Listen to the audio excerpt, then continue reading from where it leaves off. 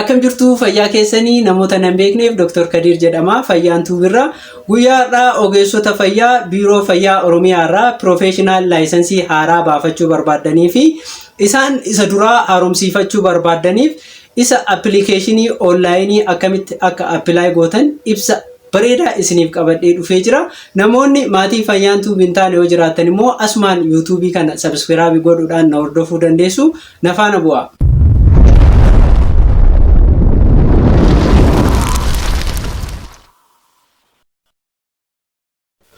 Akkuma beekamu biiroon fayyaa Oromiyaa professional laayisensii dura qaamaan dhaquudhaan fudhatamaa ture.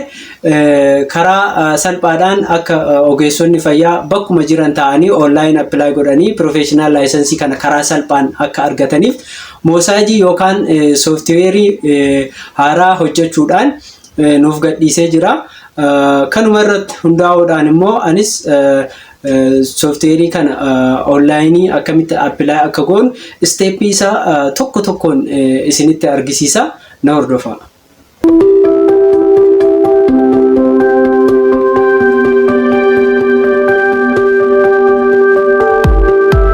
Yeroo jalqabnu jalqaba konnekshinii intarneetaa nu barbaachisa. Isa qabaachuu qabna. Itti aansee immoo biroozarii fayyadamnu filanna. Fakkeenyaaf asirra Firefoxiin jira, Operaan jira, Google Chrome jira. Yeroo Google Chrome yoo fayyadame Google Chrome banuudhaan seenna. Achi booda URL nuuf kenname san asirratti barreessinaa jechuudha. 196 tuqaa 188 tuqaa 71 tuqaa 42 jennee seennaa jechuudha. Yeroo seenu jalqaba irratti peejii kana nuuf fida. Akka seensatti ibsa waa'ee peejii kanaa waan tokko tokko nuuf ibsa. Isarratti nuti itti fufuu yoo barbaanne as biratti get started kan jedhu jira. Iddoo kanattis get started jedha. Isa tokko gadi cuqaasuudhaan yookaan kilik godhuudhaan seenna. Yeroo kana pilaatfoormii kanatu nuuf dhufa. Pilaatfoormiin kun username fi passwordii nu gaafata. Username yoo qabaan iddoo kanatti username keenya barreessine asitti immoo passwordii barreessine sign in jennee seenna. Garuu immoo yeroo jalqabaaf amma username fi passwordii hin qabnu waan ta'eef create gochuu qabna jechuudha.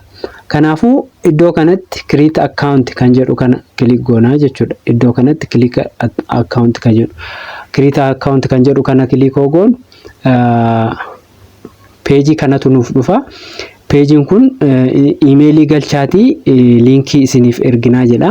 Kanaafuu asirratti iimeelii keenya galchinaa jechuudha.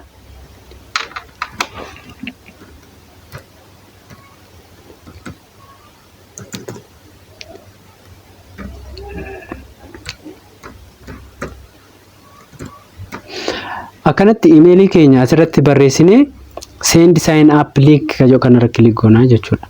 Isa kanarratti yoo akkanatti kilik goone gara iimeelii keenya kanaatti liinkii ittiin akkaawuntii create godhannu nuuf ergaa jechuudha. Kanaafuu amma eessa seenyaa iimeelii keenya keessa seenaa jechuudha. Send erga jenneeni booda.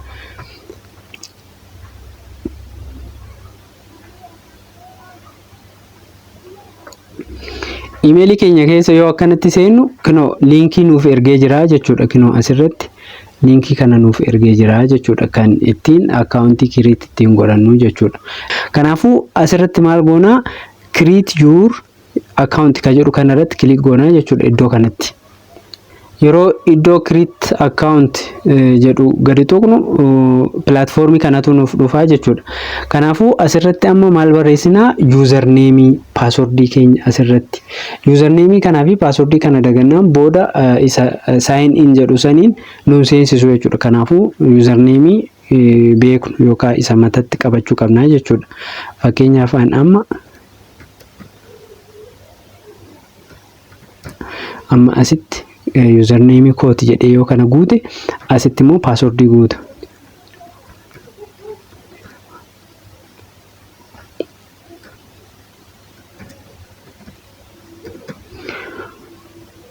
DBA asittis confirm gochuu qabaa jechuudha.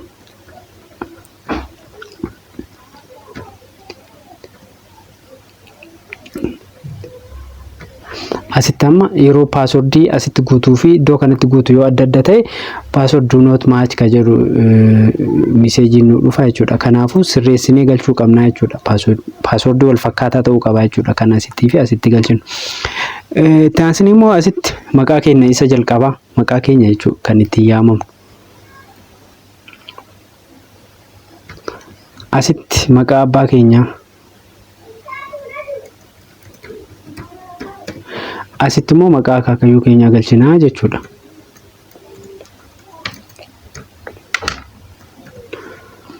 Achi booda bakka gender jedhu kanatti saala keenya filannaa. Asitti immoo imeelii nuti dura ittiin liinkii gaafanne automaatikaalii nuuf fidee jira.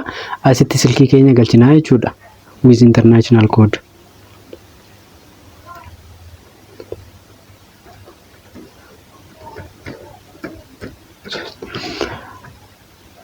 Achi booda iddoo kanatti qualification keenya filannaa jechuudha. Maal akka ta'e diploma level ta'e bachelor degree, masters, PhD, MD, speciality, subspeciality na super speciality jedha. Kanaafuu fakkeenyaaf kan koo amma medical doctor waan ta'eef medical doctor filadhaa. Achi keessaa immoo isa kam akka ta'e general medical practitioner kan jedhu kana filadhaa jechuudha.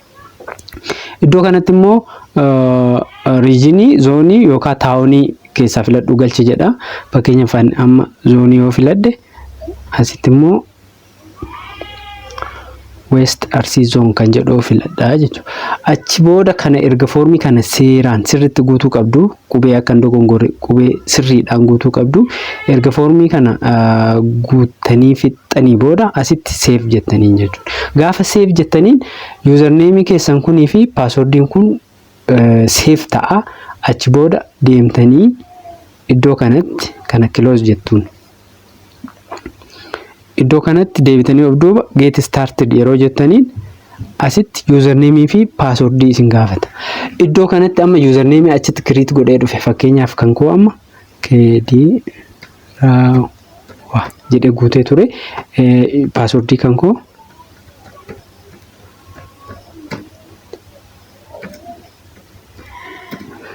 passwordii koo asitti guutee asitti yeroo sign in jedhuun page kana keessa nu seensisaa jechuudha. Amma naaf fudhatee jira jechuudha. Passwordis username kootis fudhatee jira jechuudha. Kanaafuu asirratti amma page kana keessa yeroo seenu immoo application category jira, application history, payment processing, license generating jedha. Kun amma nuti application category keenya haaraadha jechuudha. New application. Isa new application jedhu kana irratti gadi tuqnaa jechuudha. Yeroo new application kan jedhu kana keessa seenu aspirant mandatory documents application institute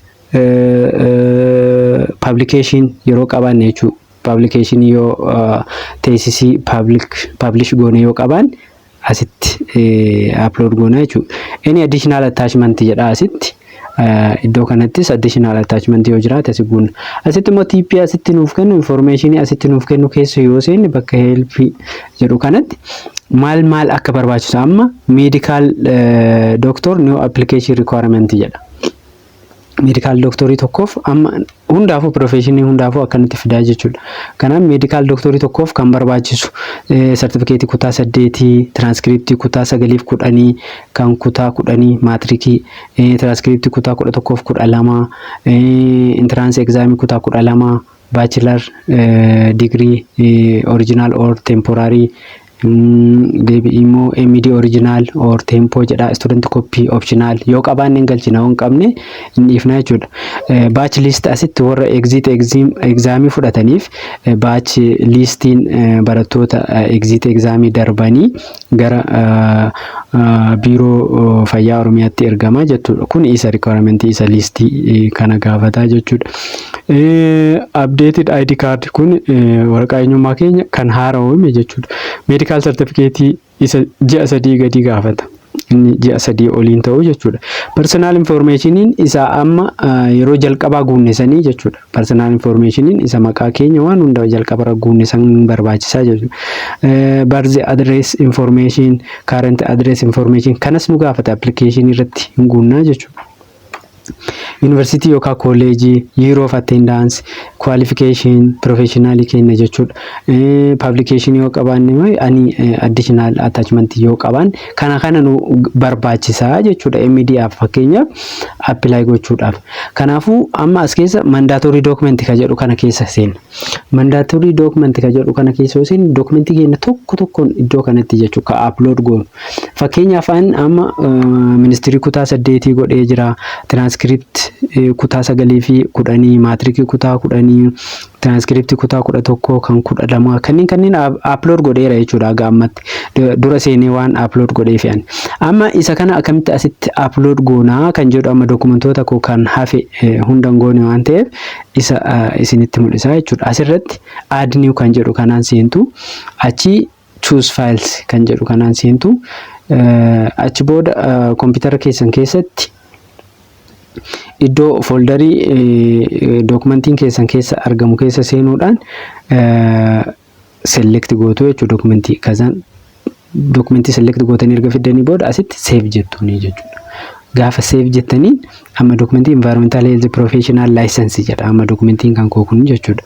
Isa san dokumentiin keenya sun dhufee as keessa gala. Fakkeenyaaf kinoo amma kinoo environmental health professional license kan jedhu naaf galee jira jechuudha. Isa hafes immoo dokumentoota hafe akkanatti tokko tokkoon add godhaa deemnaa jechuudha.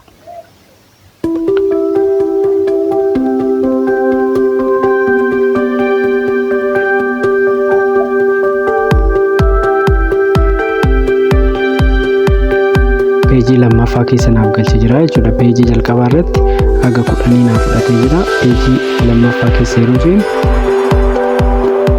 kun peejii lammaffaa kan amma upload godhee jechuudha 11ffaa. Amma isa 12ffaas dokumentii haguma qabdan upload gootan haguma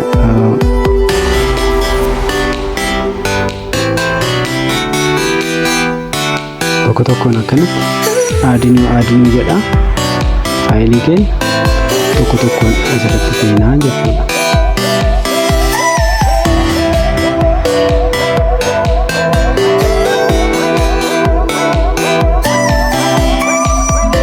Dokumentii qabdan hunda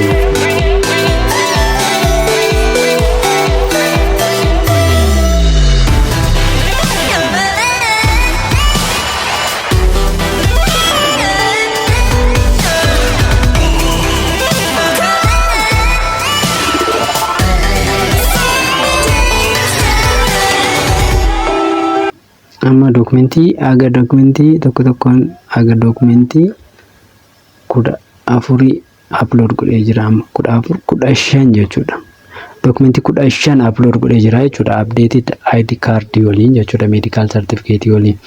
Kanaaf amma fakkeenyaaf yeroo add gootan dogongortanii fakkeenyaaf yeroo add gootan as bira dhuftanii delete gootu jechuudha. Fakkeenyaaf amma updated ID card isa jedhu kana yeroo lama dogongoree fakkeenyaaf yeroo lama osoo upload godhee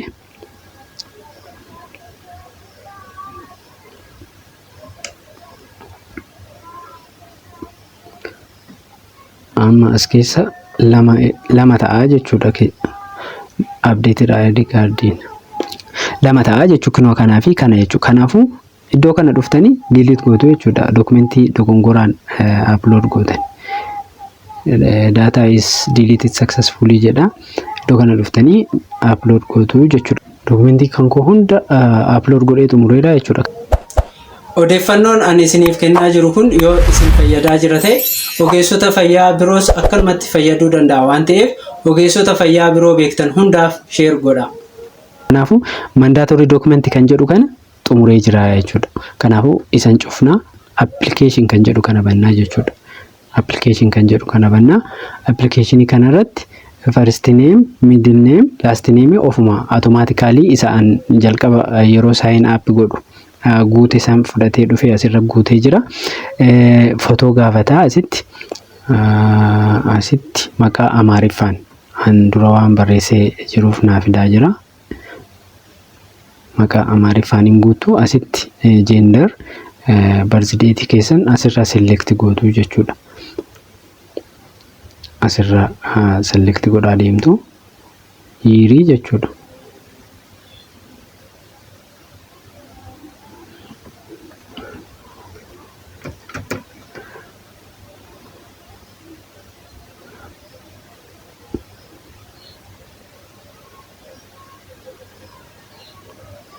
silkii automaatikaalii isa yeroo sign up godhu guute fidee jira. Imeelii fudhatee jira. PO box yoo qabaataniin guutuu asitti nationality asitti barreessitu jechuudha.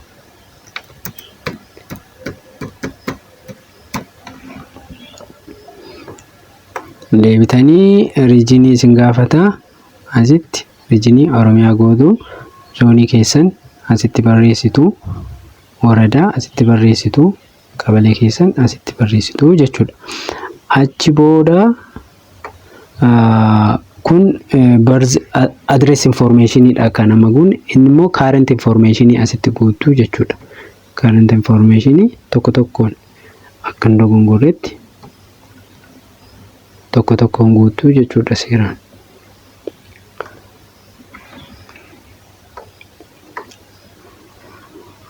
Achi booda number of professional need to be applied for. Professionii meeqaan laayinsensii ka barbaadan fakkeenyaaf as biratti tokko lama sadii jechuu dandeessu. Fakkeenyaaf kan koo nama kan gaafadhu lamaan gaafadha waan ta'eef asirratti guutaa jechuudha. Iddoo kanatti professionii jalqabaa as keessaa filattu jechuudha.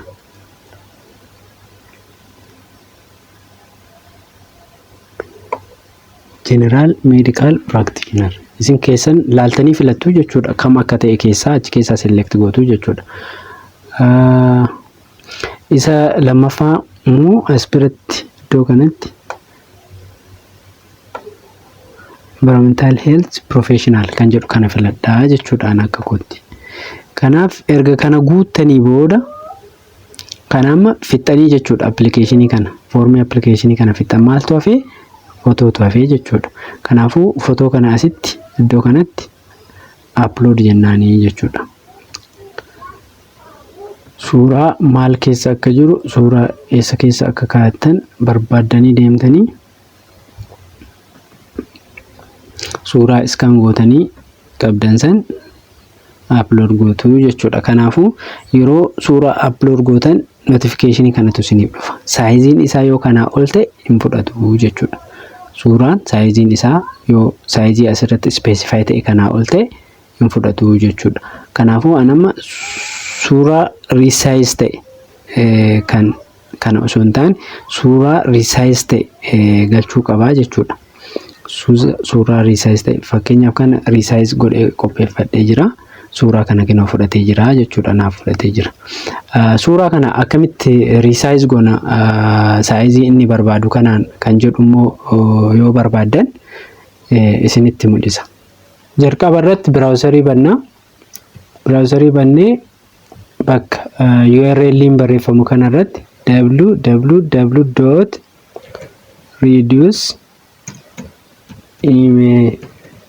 www.reduceimages.com jennee enter goonaa jechuudha. Achiin peejiin kun nuuf dhufa. Peejii kana irratti select image kan jedhu kanaan seennee kompiitara keenyarra imeejii reduce gochuu barbaadnu sun foldarii kam keessa akka jiru seennee fudhannaa jechuudha. Fakkeenyaaf suuraan koo inni kun kan jalqaba irratti saayiziin isaa guddaadha jedhee naaf fudhachuu didesanii jechuudha. Suuraan kun pikseliin isaa 900 baay'isuu 1200 yoo ta'u saayiziin isaa immoo kiiloobaaytii 907 baay'ee guddaadha jechuudha. Suuraan kun nuti kan barbaadnu kiiloobaaytii 3.5 haga 4ti. Kun garuu baay'ee guddaa 907 jechuudha. Kanaaf suuraa kana saayizii isaa kana resolution isaa baay'ee gadi buusuudhaaf akka saayiziin isaa gannuuf as iddoo kana dhufnee asitti % kan jedhu kana pikselitti deebifna. Isa asitti height jedhu kana fakkeenyaaf 120 goone yaallaa jechuudha. Width ofuma adjust nuuf godhu yoo kana jijjiiru 120 goone resize image bakka jedhu kana asirratti dhufne yoo ilaallu meeqa naaf ta'e jechuudha. 4.34 ta'e. Nuti kan barbaadnu 4 ol ta'e jechuudha. Amma kanas naan fudhatu yoo deemeetiin try godhe. Kanaafuu ammallee kana gadi ifnaa jechuudha. dhibbaaf 16 dhibbaaf 16 resize image within 4.19 kilobyte ammallee xiqqoo nafaa jechuudha. Kanaaf dhibbaaf 15 goonee yaalla. Ammas nafa dhibbaaf 12 resize image amman ta'a jechuudha. 3.91 almost 4 jechuudha. Kana maal goonaa suuraa kan as biratti download goonaa jechuudha. Downloadii keessa nuuf seenee jira. Suuraa kana yeroo akkanatti bannu suuraan kun saayiziin isaa akkanatti gadi xiqqaatee jira jechuudha. Kanaaf suuraa kana amma nuuf fudhataa jechuudha. Kana booda application kana fidnee jirra. Application profile keessan yeroo save gootan akkanatti organize godhee isinii fida jechuudha. Suuraa keessan as bira godhuudhaan maqaa keessan as jalatti barreessuudhaan information isin guuttan asitti barreessuudhaan akkanatti organize godhee isinii fida jechuudha.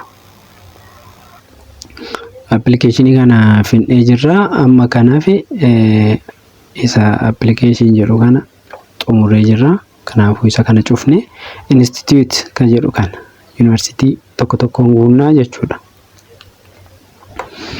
Asirratti add new kan jedhu kana add godhuudhaan add new university Ambo University starting year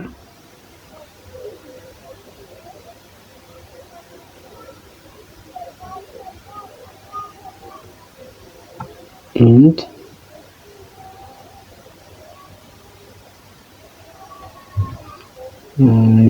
qualification MD description in the description last description dura barreeffadhee jechuudha. Kan waa'ee waan barattan sanii description barreessitu jechuudha. Isin asirratti waa'ee profession keessanii san asirratti description barreessitu jechuudha. Achi booda kana erga guuttanii fixanii booda save jettuun.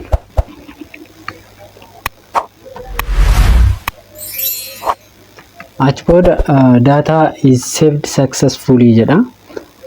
Itti aansee immoo ammas kan koo lama waan ta'eef iddoo itti barattan ammas lamaffaa add new kan jedhu guutaa jechuudhaan. Yoo tokko ta'e university dhuma tokko ta'e kana gammaatti barattan university dhuma tokko guutu. Kan koo lama waan ta'eef asitti university kan jedhu Jimma University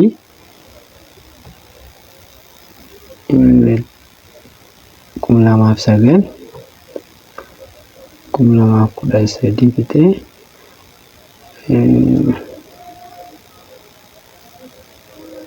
bachelor degree description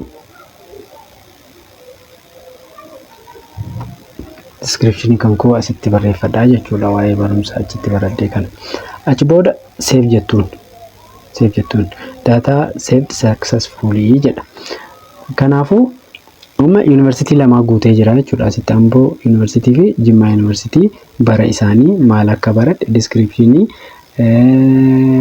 yoo barbaadan immoo delete gootanii yoo dogongortan delete gootanii as biratti kan bira add gootanii isa sirrii barreessuu dandeessu yookaan immoo asumarratti edit kan jedhu kana tuqtanii irra deebitanii sirreeffachuu dandeessu jechuudha waan dogongortan. Kanaafuu institute illee fidnee jechuudha. University iddoo itti baranne college illee fidnee jechuudha. Kanaaf publication yoo qabaattan isa teesisii publish gootan yookaan kitaaba publish gootan yoo qabaattan publication keessan asitti add new jedha add gootu jechuudha. Additional attachment illee attach wanti gochuu barbaadan yoo jiraat asirratti attach gootanii jechuudha. Achi booda fixanii jechuudha. Osoo finally submitting godhin dura wanta gamma isin guuttan hunduu sirrii ta'u yeroo tokko irra deebitanii check gochuu qabdu jechuudha. Fakkeenyaaf anamma dokumentoota kan koo hundi isaa galchuu isaa Dokumentii isaa hunda naa galchuu isaa cheek godhaa jechuudha.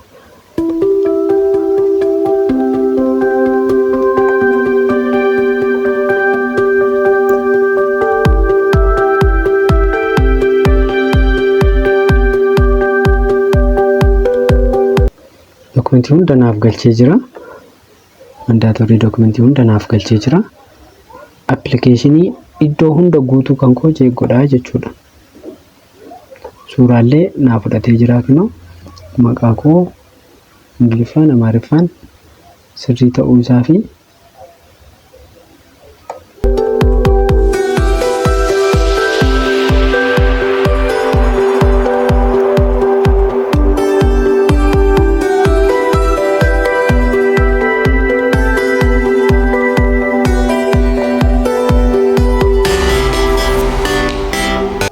kan guutte hundi sirrii ta'uu isaa cheek godhaa jechuudha. Kana irra deebitee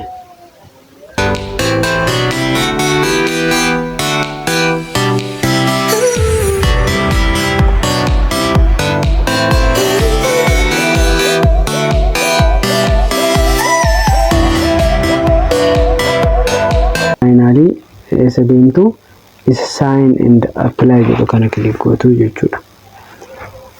Yeroo sign and apply kan jedhu click gootan you have successfully applied for medical doctor new application category thank you jedha. Booda kana close gootanii baatu. Waan hagammaan waliin turtaniif baay'ee galatooma. YouTube kana subscribe gochuun video kana like share comment gochuun dagatina. Galatooma fayyaa ta'a.